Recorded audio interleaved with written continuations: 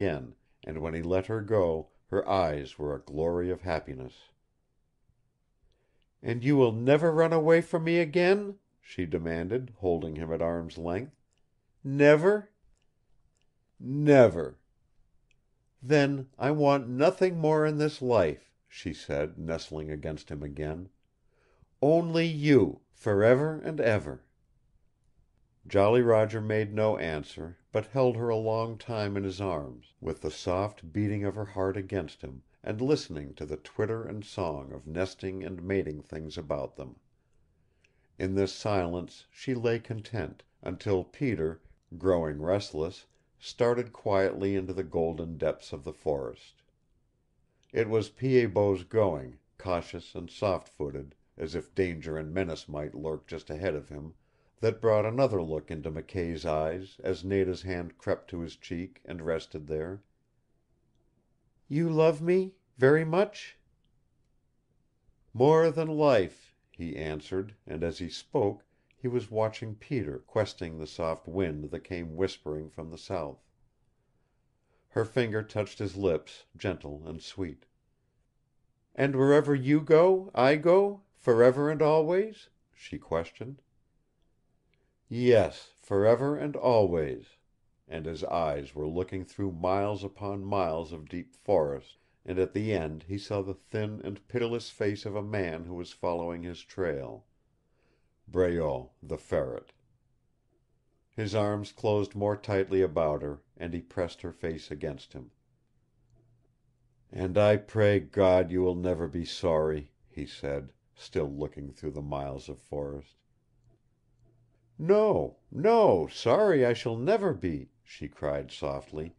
"Not if we fly and go hungry and fight and die. Never shall I be sorry with you." And he felt the tightening of her arms. And then, as he remained silent, with his lips on the velvety smoothness of her hair, she told him what Father John had already told him, of her wild effort to overtake him in that night of storm when he had fled from the missioner's cabin at Cragg's Ridge, and in turn he told her how Peter came to him in the break of the morning with the treasure which had saved him heart and soul, and how he had given that treasure into the keeping of Yellow Bird on the shores of Wollaston. And thereafter, for an hour, as they wandered through the Maytime sweetness of the forest, she would permit him to talk of only Yellow Bird and Sun Cloud, and one thing leading to another she learned how it was that Yellow Bird had been his fairy in childhood days, and how he came to be an outlaw for her in later manhood. Her eyes were shining when he had finished, and her red lips were a-tremble with the quickness of her breathing. "Some day you'll take me there," she whispered. "Oh, I'm so proud of you, my Roger. And I love Yellow Bird and Sun Cloud. Some day we'll go." He nodded, happiness overshadowing the fear of Breault that had grown in his heart. "Yes, we'll go. I've dreamed it, and the dream helped to keep me alive." And then he told her of Cassidy, and of the paradise he had found with Giselle and her grandfather on the other side of Wollaston.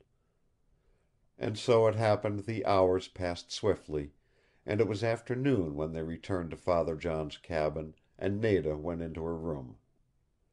In the early waning of the sun the feast which the Leaf Bud had been preparing was ready, and not until then did Nada appear again. And once more the lump rose in Roger's throat at the wonder of her, for very completely she had transformed herself into a woman again, from the softly shining coils of hair on the crown of her head to the coquettish little slippers that set off her dainty feet.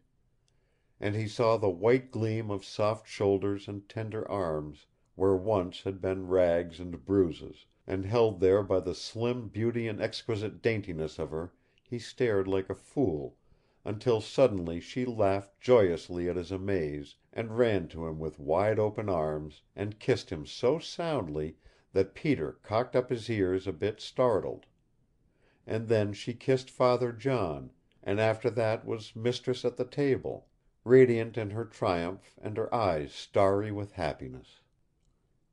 And she was no longer shy in speaking his name, but called him Roger boldly and many times, and twice during that meal of marvelous forgetfulness, though long lashes covered her eyes when she spoke it, she called him my husband. In truth, she was a woman, and for the most part Roger McKay, fighting man and very strong though he was, looked at her in dumb worship, speaking little, his heart athrob, and his brain reeling in the marvel of what at last had come into his possession. And yet, even in this hour of supreme happiness that held him half mute, there was always lurking in the back of his brain a thought of Breault, the ferret. End of chapter 18. Recording by Roger Moline.